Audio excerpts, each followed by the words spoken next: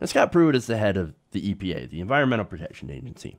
And since being there, he has actually turned the Environmental Protection Agency into an agency that protects giant multinational corporations. So Pruitt himself has a bit of a history of climate denial. In fact, that's why a lot of people were against him being appointed to head the EPA. And we're going to put a non-scientist, we're going to put a climate denier in charge of the one agency that's actually supposed to protect the environment against pollution and against things like climate change. Well, that's a wonderful idea. But see, there's a reason Donald Trump puts these people in these positions, because they want to destroy these positions. They want to destroy these agencies. That's why you put Pruitt in charge of the EPA. That's why you put, let me think of some other examples here. Now, for some reason, I can't think of his name. It's not Mnuchin. Oh, you know what? Let's move on that. I'm sure other examples will come to me later. But he, again, climate denier, right? Now, first he claims, of course, that, hey, global warming, it's not a thing. It's not a thing. It's actually made up. And then he went to, well, carbon, it's not exactly playing a role in climate change. So, you know, we can keep putting more we can keep burning more fossil fuels, putting more carbon into the air. Oh, wonderful. But now he's actually saying something different. He's actually evolving on this issue. He says now that even if climate change were occurring, as the vast majority of scientists say that it is, a warmer atmosphere, that's not going to be so bad. It's greening the planet. Wonderful. He said, we know humans have most flourished during times of what? Warming trends. Now, this is an interview that he gave with KSNV. This is an NBC affiliate in Las Vegas. Now, he continues. He says, so I think there's assumptions made that because climate is warming, that necessarily is a bad thing. Do we really know what the ideal surface temperature should be in the year 2100? In the year 2018, that's fairly arrogant for us to think that we know exactly what it should be in 2100. Holy shit, that is quite the pretzel you have bent yourself into. And he probably added, yeah, we're going to be dead anyway. And I'm making money right now, so what does it matter? No, see, here's the thing. It's not the fact that the climate is warming. Yes, the climate has been warming, and that is of concern. However, it's not just the fact that it's warming, because we've had periods of warming, we've had periods of cooling before. The problem is the rate that it's warming. It is outpacing our world's ability to be able to adapt. And not the world itself, but animals are not able to adapt. Plants are not able to adapt. And of course, humans were less able to adapt depending on how quick it is changing. And it's very, very quickly changing. I mean, here's the thing, right? If we change the climate fast enough and we outpace, and it outpaces the ability for animals to be able to adapt. If they can adapt, they end up dying out. If the animals and plants die out, well, what happens to us who depend on those animals and plants? That's the problem here, right? I would say that's a bit of an issue. So, yeah, let's not talk about 2100. Let's talk about what's happening now and what will happen in the immediate future, okay? Now, look, scientists, again, have been talking about the rate of warming, which has increased exponentially since the Industrial Revolution. Now, Pruitt, of course, he's going to continue. And again, he's sort of trying to sound like he's moderated on the issue. So to get people to be like, oh, look at Scott Pruitt. He's being reasonable. He's just asking questions. He said, quote, there are very important questions around the climate issue that folks really don't get to.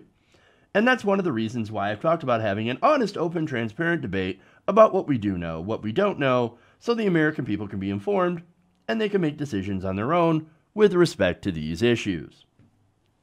Here's the thing. Where's the debate? The world is warming, and it's warming fast. Where's the debate? I guess you could talk about solutions, right? And look, maybe we could have a debate on solutions for sure. But I think that we need to transform our energy system into one that is fossil fuel free. And we need to do it quickly. I'm not saying that that's easy. I'm not saying it's going to be cheap. but we got to do something. And look, the changes to the environment have already begun. It is baked into the cake now. So look, the next century, we are going to see a lot of warming. And yes, I know, going back to, well, we shouldn't talk about 2100. Why? Well, because we're going to be dead? Yeah, we're going to be dead. But our children weren't. Grandchildren won't be. So, I don't know, maybe we should not fuck up the world for them. But look, even if we stopped adding any additional carbon to the atmosphere, there's still going to be effects. Because again, it's cumulative. What we've been adding for the last 200 years is still there. It doesn't degrade very fast. Now, methane is a much more potent greenhouse gas, but that, of course, the effect of that is actually far more than carbon, but it doesn't last in the atmosphere as long. Carbon is one of those long game kind of greenhouse gases. But anyway, look, it's not arrogant to think about the conditions in 2100 that we are setting up right now, because it is such a long-term thing.